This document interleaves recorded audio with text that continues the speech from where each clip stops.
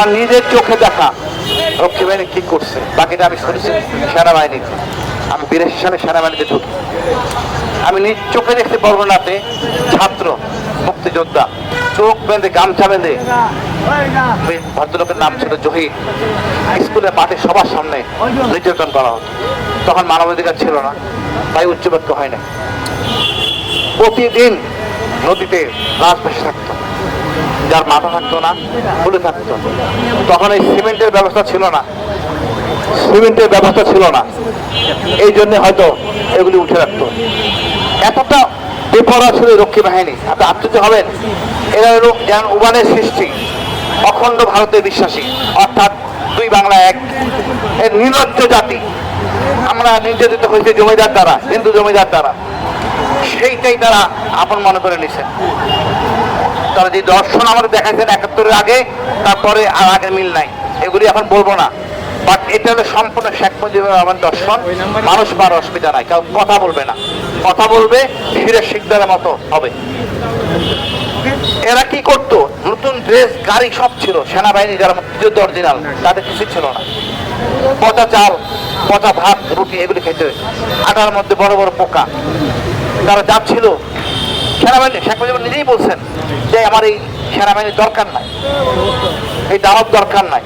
উনি তো অসৎ। এই ঘোষণা স্বাধীনতা দেওয়ার কথা ছিল ওনার, দেশে শহীদ জিয়া, উনি পদে পদে উনি বিতর্কিত। এই লোকটাকে আমরা এমন জায়গায় নিছি, এখন সেই বঞ্জনা আত্মদানে এই ভদ্রলোকের কষ্টে নয় মরে যাচ্ছেন। এই আওয়ামী লীগের ডিএনএর মধ্যে আছে গুম খুন অনৈতিক আচরণ। ইচ্ছা করলেও সে মানুষ হতে পারবে না। কোন এক দেশের পৃথিবীর কোথাও নাই এক জাতির লোকে এই জাতিকে ধ্বংস করে মারে, আপনি দেখাতে পারবেন না। পাকিস্তানের আমাদের মারবেই, ওরা পশ্চিমা পাকিস্তান, বেলুচ, পাঠান। বাঙালি মারবে কেন? 30,000 থেকে 60,000 মতান্তরে মুক্তিযোদ্ধা হত্যা করা হয়েছে, পৃথিবীর ইতিহাসে নাই। এবার হিটলার এই কাজ করে নাই, হিটলার ইহুদি মারছে, বা জার্মানদের এই অত্যাচার করেন। এরপর যদি 17 বছর দেখছেন তার ডিএনএ কি অবস্থা, কোনো কিছুই মানেন না, বেপরোয়া। সেম রক্ষী বাহিনী, এদের বিচার করা হয় নাই, আল্লাহ বিচার করেন। শেখ মুজিবুর রহমান ওই পাপে উনি চলে গেছে। 15ই আগস্টকে স্মরণ করতে হবে। ওই আগস্টের দিন আজকে আমরা এই জায়গায় তাহলে আসতে পারতাম না। ভাবেন ওই শেখ থাকলে কি হইতো আমাদের অবস্থা। উনি ওনার ছেলেকে শিখে আনছেন সেন্ডার্স থেকে ট্রেনিং দিয়া, জনগণের টাকা দিয়া, যিনি কোনোদিন ক্যান্টনমেন্টে থাকেন নাই। শেখ জামাল কোনোদিন ক্যান্টনমেন্টে থাকেন নাই।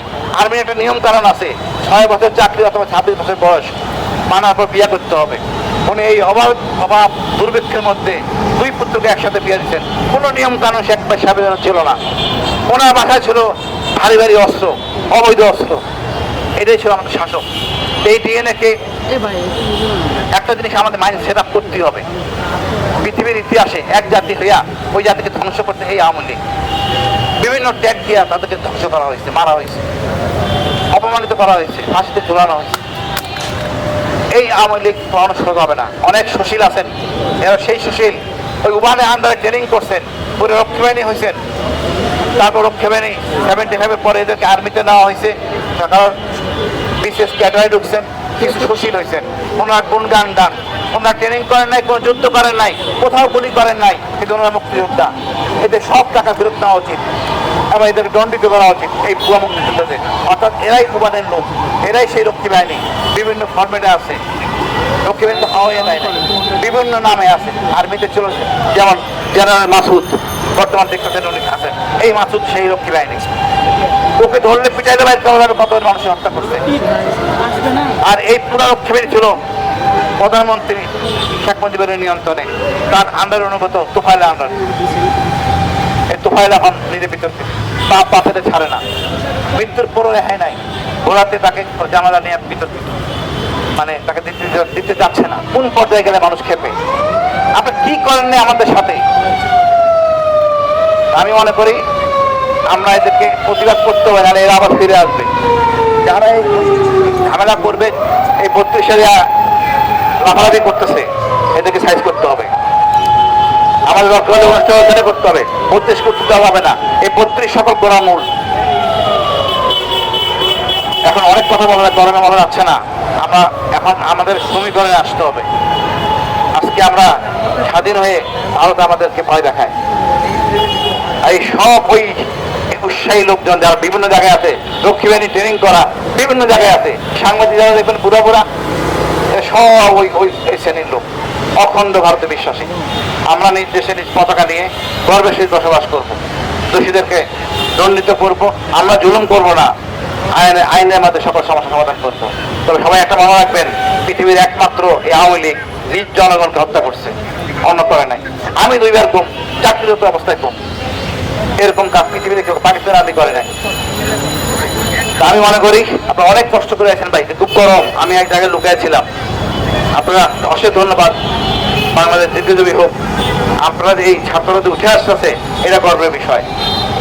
প্রাপ্তি ইনশাআল্লাহ ছাত্ররা দেশকে নিয়ন্ত্রণ করবে, আমি আশাবাদী। ধন্যবাদ। দীর্ঘজীবী হোক হিন্দু মঞ্চ, অশেষ ধন্যবাদ।